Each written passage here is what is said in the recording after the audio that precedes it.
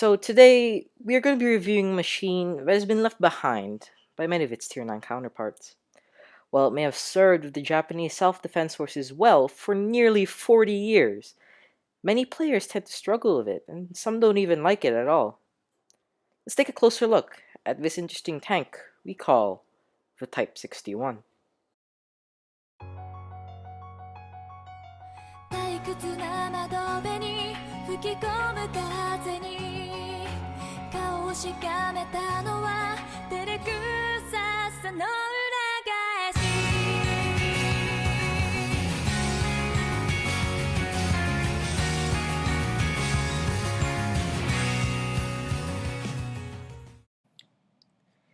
The period after World War II saw a growth in communism, in the Asia region especially, such as in China and Korea. So, Japan, with their new democratic system, which America introduced, needed an army to defend themselves against the communist threat. And so, with American approval, the Japanese Self-Defense Forces were founded in 1954. Originally, America gave the Self-Defense Forces some old M4 Easy-8s and M24 Chaffees. Japanese crews found the Easy-8 to be too big to handle well, and while the Chaffee was more popular among the tankers, they're very ineffective against T-34s. So both those tanks didn't work out so well. This led to Japan having two options basically for future tank development. They could either buy the M47 patent, or they could make their own tank.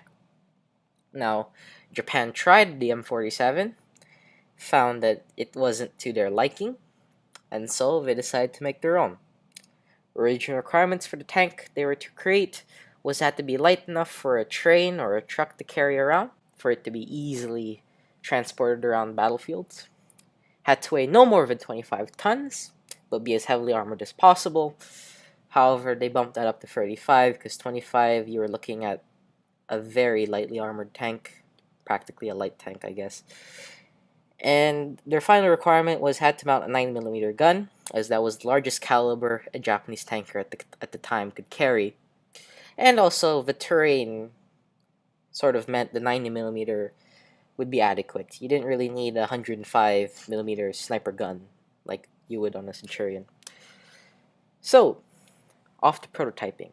The first prototypes was the STA-1, which is the stock STA-1 we know in game, and that was made in December 1956. Then the second prototype, the STA-2, was made in 1957, which is a Tier 8 premium in World of Tanks proper PC.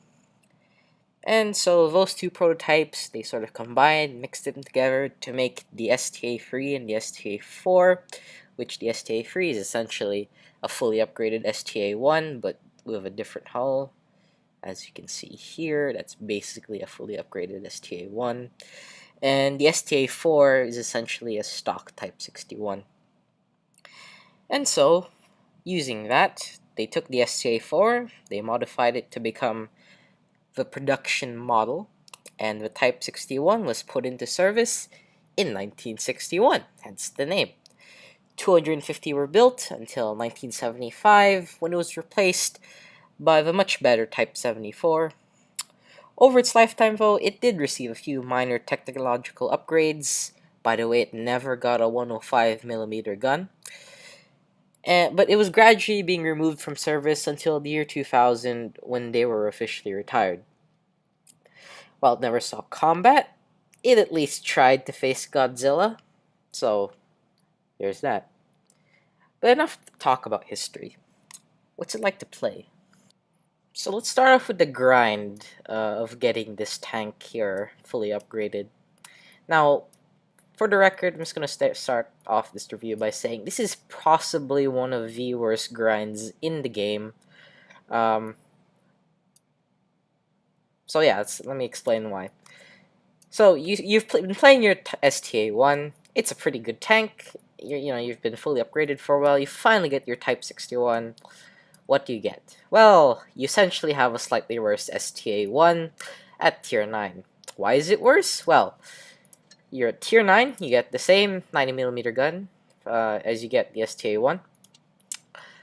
And it's got the exact same rate of fire, even with 100% crew. You just got Slightly better aim time, even worse. I mean, slightly better dispersion, even worse aim time. Yeah, no. This is not gonna cut it at tier 9. Especially, I have 100% crew. If you're starting off with a 50 or 75% crew, you're gonna have a slower rate of fire than the STA1. So, yeah, yeah, no. And you're tier 9? No. Also, to add to the fact, this thing has a really bad camera rating, primarily due to the size, right? Just look, this is my little bar line here. And what's a big heavy tank? Oh yeah, the SC100Y. You know, the SC100 is bigger lengthwise, but tall height-wise, though, it's actually not that much larger, which is a little bit disconcerting, considering how you're a medium tank that's very lightly armored, especially from the sides and the rear. So yeah, the camera rating is the same as the E50 from various sources I've heard. So yeah, it's not very good news. All I have to say is if you have free XP, try and use it. But how do you use your free XP? Well, first thing you want to do, you want to get a beeline for this 105mm gun. Once you have this 105mm gun, everything changes. So you get your upgraded turret, where you finally get a slight rate of fire buff, and then you get your 105mm gun. Now this tank has become a much better killing machine. And you leave the mobility last. The stock mobility doesn't do much, as you can see here. Adds 34 horsepower, or adds 4 degrees traverse speed, and probably better soft stats, so maybe go for the tracks first. But in hindsight, it doesn't really matter. So there's the grind, and now let's talk about the gun. The gun is actually pretty good tier for tier. It's a good gun at tier 9. As you can see, what you effectively have is the same gun on the STB one. It's got, the STB one obviously has a better rate of fire, but the S-Type 61 actually, oddly enough, has a better aim time. So, there's that. The soft stats, too, are actually quite similar. Of course, you know, tier 9, right? It's going to have slightly worse soft stats than the STB one. But the soft stats are roughly similar, and you don't notice a huge increase in dispersion or, you know, gun handling when you go up a tier or hop back and forth, you know, obviously, besides the fact that it's got a lower rate of fire. So the gun's actually pretty good for a tier 9 tank. What lets it down, though, is the armor, which we'll get to at some point. But ignoring the armor, let's go on to the mobility. The mobility is nothing to shout about. It's no Leopard, but it's certainly no Centurion. What you have is a 35-ton tank, as I mentioned in my historical section. 600 horsepower engine, which roughly translates into a slightly less than 20 horsepower per ton tank. So it's pretty good. Slightly less than that. I don't know math.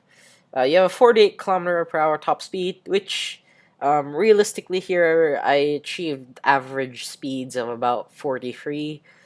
Traverse speeds 48, 42. That's really good for a tier 9. You don't notice, you don't notice this tank being slow to turn anywhere. The tank points to where you want to go. So that's always good. So the camera rating, as I mentioned, is still bad, even when you add the turret and everything. But at least what you do get with this turret, though, is a better view range. You actually have the best view range of any of the tier 9 tanks. So you have to effectively use this thing as a sort of scout/support tank. And I'll highlight that in the replays here. But in order to maximize that, I have code optics here.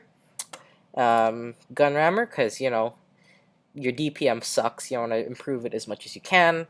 And I'm too cheap to buy anything for the third slot. As you can see, I'm out of credits. But if I did have the credits, I'd probably get a vertical stabilizer, because that just improves your gun stats. Your already good gun stats by a huge margin.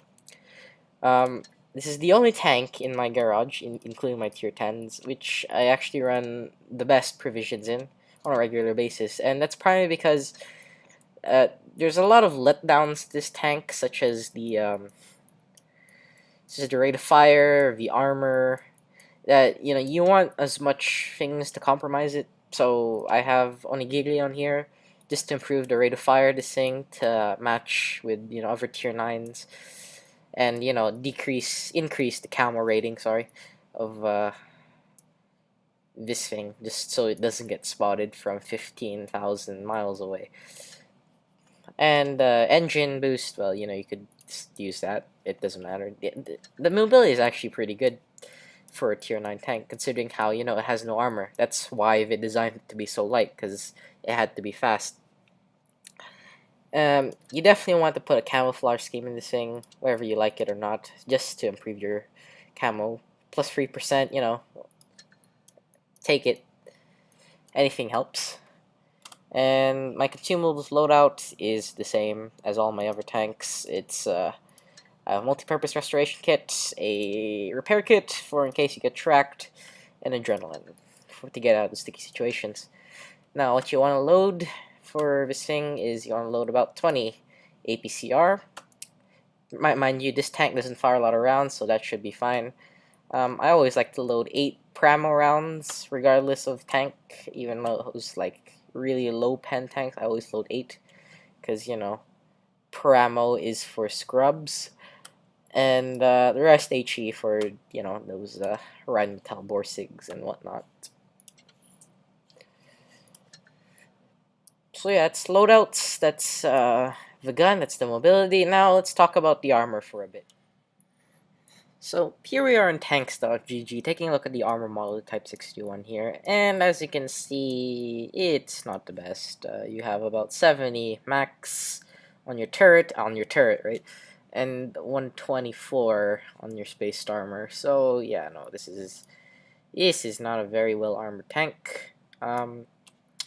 As you can see here, the effective armor here is about 70-ish. If you really angle it, you could get some 90, like auto ricochet bounces here and there. If you really angle it, it's you're really trying, but it's no, you have to be really lucky for people to shoot there. So basically, yeah, you have 70 here, effective, 35 to 30 at the sides, or 60 to 40 on the turret. It all depends where you're shooting, right? And 25 at the rear.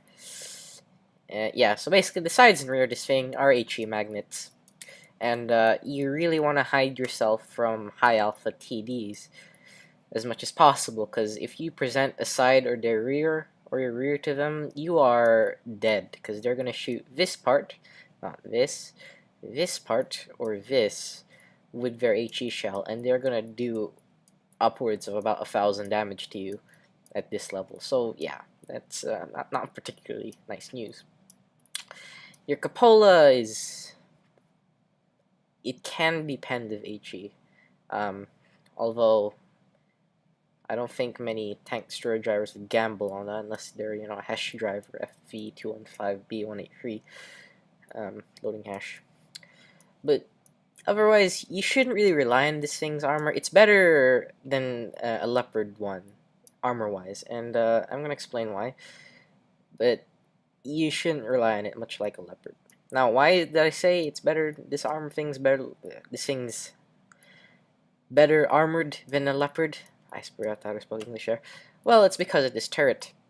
The turret. Yeah, my mouse is going crazy. The turret here, it's actually quite troll, and I've had some pretty funny moments here where people just keep bouncing off the turret of this thing. And it's mainly because if you really use your gun, you can get 200 just right there, 200, 300 there. Oh, but it's pretty troll, especially if you're shooting at this thing from long distance when you don't really have a good accuracy gun. You can get some pretty funny bounces if they shoot you in the turret, the gun mantlet. And especially with this thing, using your negative 10 degrees of gun depression. That's right, I forgot to mention that in the garage. You have negative 10 degrees of gun depression. You can, as long as you hide your hull here, what you have is it's a slightly smaller cupola, but it's just wiggle it about here, and they're gonna shoot, they're gonna miss that, and then you're gonna get the first shot in, because 0.36 accuracy with good soft stats doesn't usually let you down, although there are occasions where it does. And that's the thing.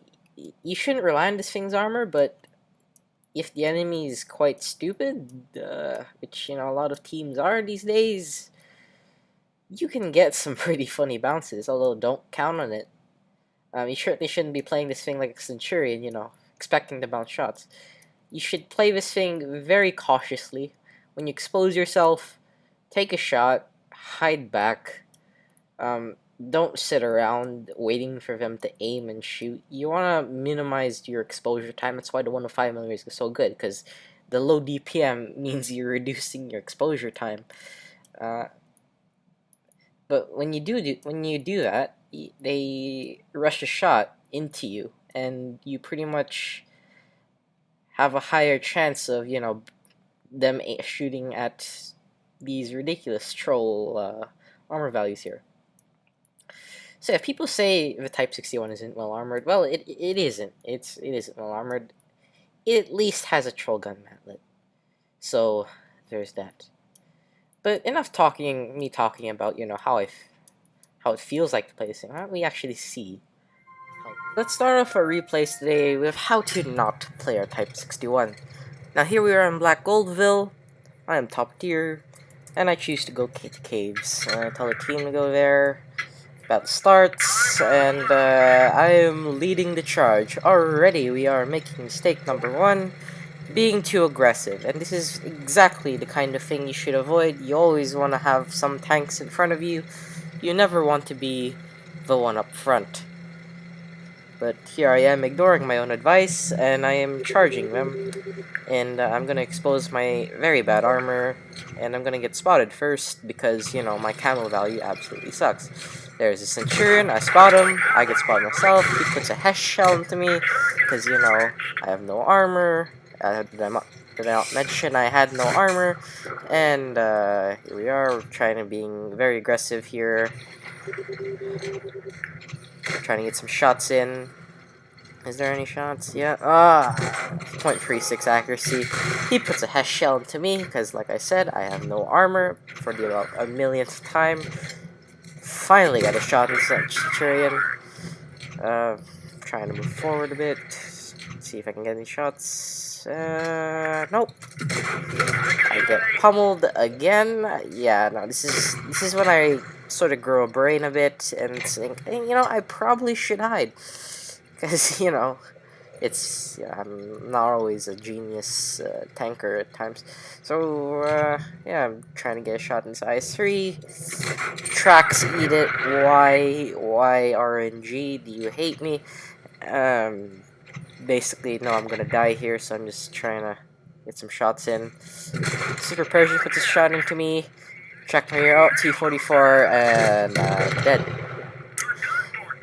You do not want this happening to you, and I'm just gonna speed it up here because the team actually played pretty good, and fortunately I won thanks to that. But you don't want to be too aggressive with this thing. It's not like a T-54; you can just YOLO charge everyone. So let's just see how we did in the post-battle results screen. Yep, I only did about 1,000 damage, times 3 XP, lost 20,000 credits, and I'm in the bottom 3. Oh boy. This is what happens when you're too aggressive. Our next replay is on Fort Despair, and finally I'm going to show you how to play the Type 61 properly. Now do bear in mind, I do have newbie moments in this replay, and all the other replays pretty much, because I'm not a professional keyboard and mouse player. I am more of a tablet Blitz player. The only reason why I'm recording on Mac is because I'm too lazy to update my Mac in order to support the screen record function. So, we're going right here, and notice how I'm leading the charge and quickly realize my mistake from, we learned last time, and I'm letting the T-54 charge. So we're moving forward again. Letting them charge. Letting them, you know, take the hits because they are actually designed to YOLO because Russian bias. So we're moving forward. Doesn't look like anyone's there. So odds are, my guess is they've gone down and they're going to go full circle. So just double checking here, make sure my eyes are not deceiving me, and I'm gonna go the cap circle, or the area near the cap circle. This is the spot if they go around full circle and get some shots into them. So here we are. We're gonna see if we can use this bush. It's probably not gonna work, but oh, there they are. Alright, looks like they didn't go flank yet anyway. So we're trying to get some shots in. Doesn't look like I can, no, doesn't look like it. Just getting a shot at this guy. No, okay. Alright, doesn't look like I get any shots to any of them. So I'm gonna relocate to move to a better position where, I can actually get shots. And here's just a showcase of how I'm so used to Blitz tablet. I missed my shot. Missed the first shot. Missed this shot. I'm so used to the auto aim doing some of the work for me. So this concept of having to manually aim was sort of new to myself. So hey, we're gonna go flank around. Looks like they're pushing, so I don't think they'd be focused on me. And as you can see, they weren't actually focused on me, thank goodness, otherwise I would have been pummeled to death. So yeah, we're just getting flanking shots, and these are the type of shots you want to get with the Type 61. You want to get shots where they're not shooting at you, but you can shoot them. And we're gonna push a bit here, trying our luck before notices. Oh, we bounce! We bounce! Wow, that was a miracle. Alright. Trying to push here. They're pushing up in the cap circle. We have some allies over there. I'm gonna be a bit aggressive here. I'm gonna push. I'm gonna go push because I want to help our allies. We don't want them to die because otherwise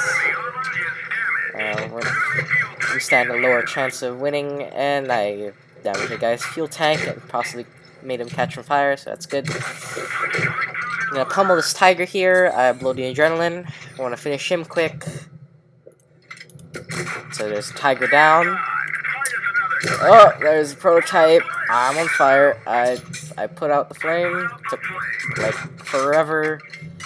I missed my shot because I have no idea how to aim. He fortunately bounces off me. That's my broadside, and he bounced. I have no idea. And let's just finish off the prototype. And this is the only time when you can really afford to be aggressive in very lightly armored tanks like this. Mainly when everyone's there's a few enemies left. And look at that on the move shot. The soft stance of this gun is really good. Get a tracking shot here. That's always nice. And let's finish this guy off here. There you go. He's finished. Load a chi for this Waffenträger, who is oddly enough not aiming at me. But we finish him off. So, let's see how he did. As you can see here, 3.7k damage. Lost credits there, but you know, whatever. Second class mastery, top on XP earned. It's always nice. And that is basically how you should play this thing.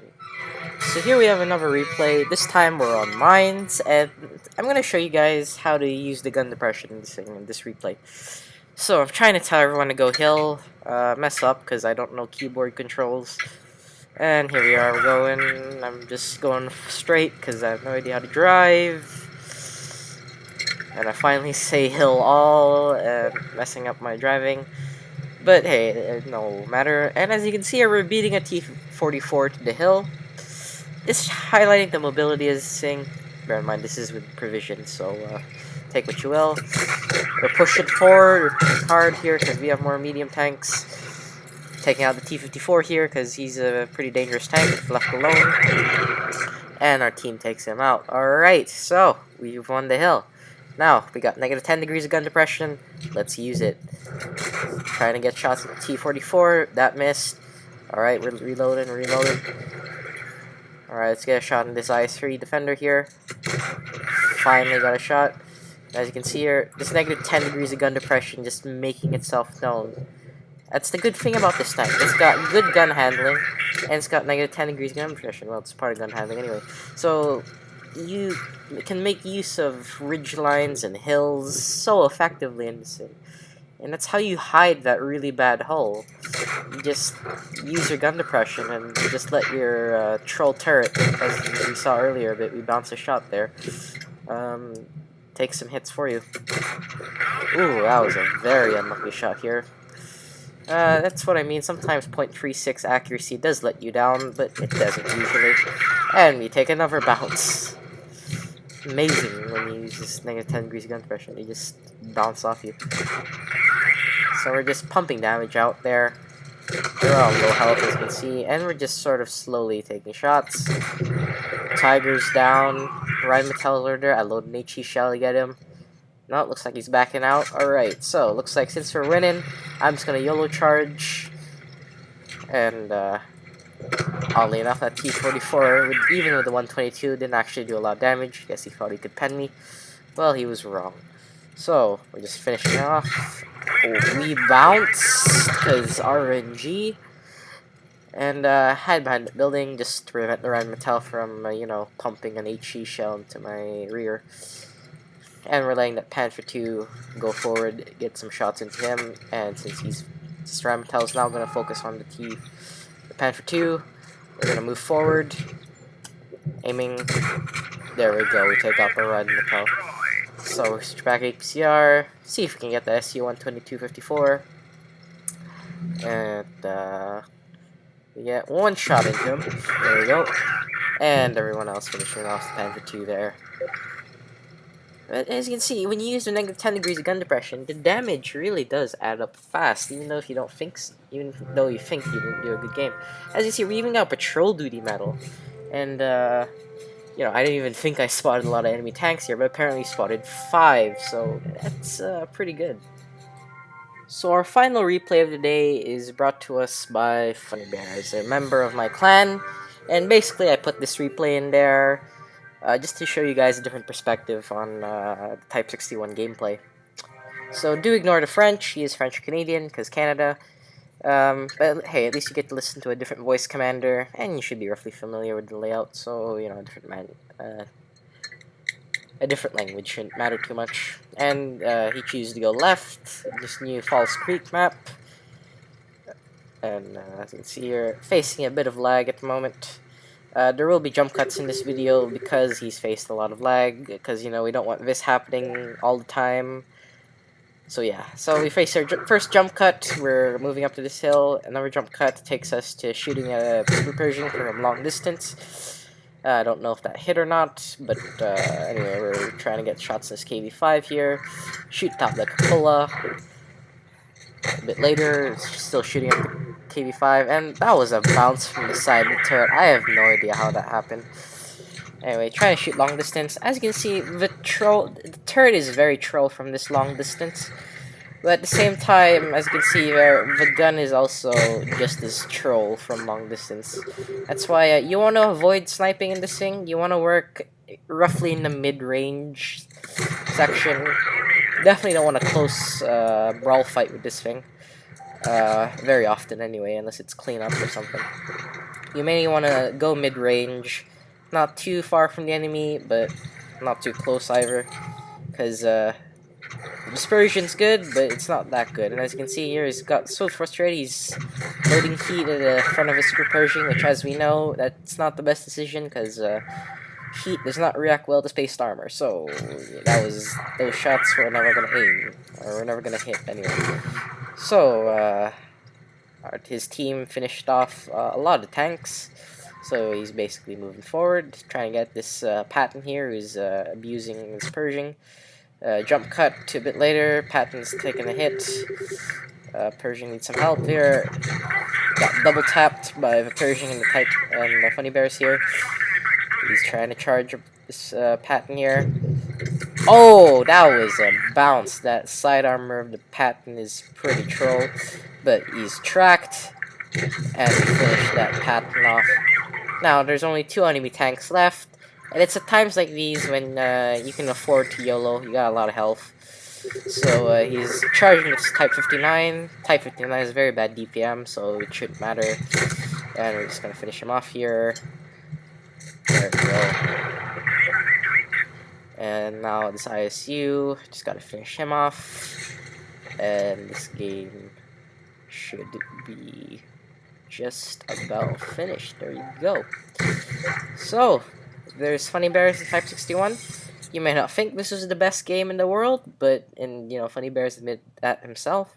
But, as you can see here, got 2.4k damage, and even without premium, 1000 base XP, and finished top on XP earned. That's pretty good. A third class mastery badge with Confederate medal.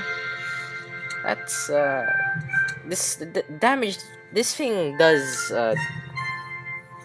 rake in the experience and damage done, especially with this with being a support tank. As you can see, you got 1000 assist damage, and that's how you play this thing. You gotta support your teammates as much as possible.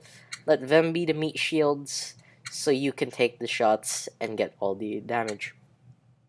So what are my final thoughts on this tank? Well, it's not bad. It's a very reasonable tank. It does the job of support very well. Like, if you have a tank with bad gun depression, but it's good in everything else, like the T-54, this thing makes up for that lack of gun depression. Or, if you have a bad pen, like the Patton, this thing also makes up for that.